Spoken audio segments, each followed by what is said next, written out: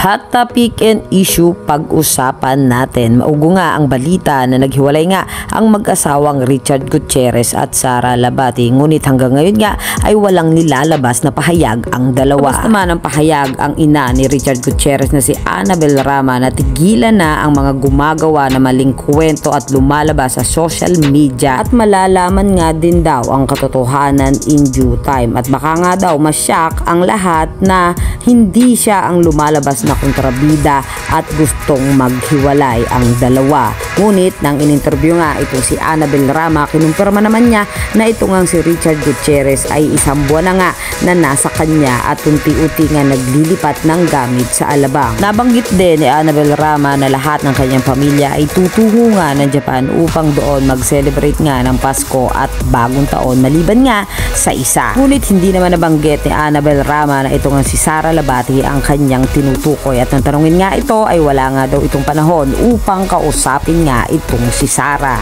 Habang ito naman si Sara Labati ay bala nga sa bagong trabahong naghihintay sa kanya at sinabi rin niya na magiging hands-on siya sa dalawang anak niya at magkakaroon nga sila ng magandang Pasko. Abangan pa natin ilang mga hot topic and issue dito lamang sa Tambalang JK.